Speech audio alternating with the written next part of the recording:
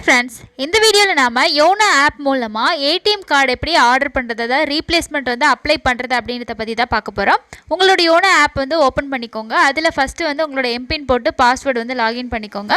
அதுக்கப்புறமா கீழே அப்படியே ஸ்க்ரோல் பண்ணிங்க அப்படின்னா சர்வீஸ் ரிக்வெஸ்ட் அப்படின்னு சொல்லிட்டு ஒரு ஆப்ஷன் கொடுத்துருப்பாங்க.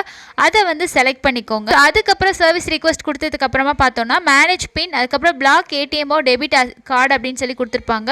அதை வந்து செலக்ட் பண்ணிக்கோங்க. இந்த மாதிரி வந்து பேஜ் ஓப்பன் ஆகும். இதில் உங்களோட நெட் பேங்கிங்கான ப்ரொஃபைல் பாஸ்வேர்டு வந்து என்டர் பண்ணிவிட்டு சப்மிட் பண்ணிக்கோங்க.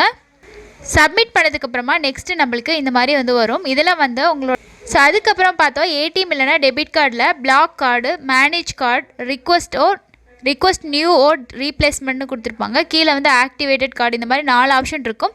அதில் ரிக்வெஸ்ட் நியூ ரீப்ளேஸ்மெண்ட் அப்படின்றத கொடுத்துக்கோங்க. ஸோ மேனேஜ் டெபிட் கார்டில் உங்களோட டெபிட் கார்டு வந்து நீங்கள் மேனேஜ் பண்ணிக்கலாம். இல்லை ஸோ இப்போ நம்ம வந்து நியூ கார்டு வந்து கொடுக்குறனால ரிக்வெஸ்ட் நியூ ரீப்ளேஸ்மெண்ட் அப்படின்ற ஆப்ஷன் வந்து செலக்ட் பண்ணிக்கோங்க. அதை செலக்ட் பண்ணதுக்கப்புறமா ஃபஸ்ட்டு வந்து செலக்ட் அக்கௌண்ட் நம்பர்னு கேட்கும். உங்களோட அக்கௌண்ட் நம்பர் வந்து அதில் செலக்ட் பண்ணும்போது உங்களுக்கு சேவிங்ஸ் அக்கௌண்ட்டா இல்லைனா கரண்ட் அக்கௌண்ட்டான்னு கேட்பாங்க.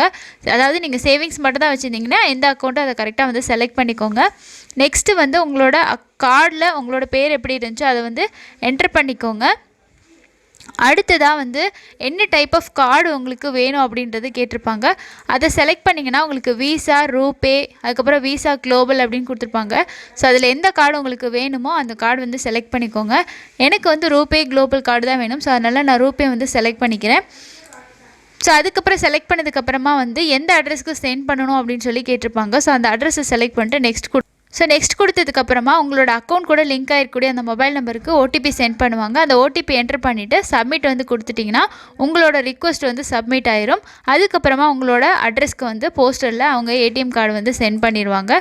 ஸோ ரொம்ப ஈஸியாக ஒரு 2 மினிட்ஸ்லேயே நீங்கள் வந்து இந்த மாதிரி கார்டு வந்து நீங்கள் அப்ளை பண்ணிக்கலாம்.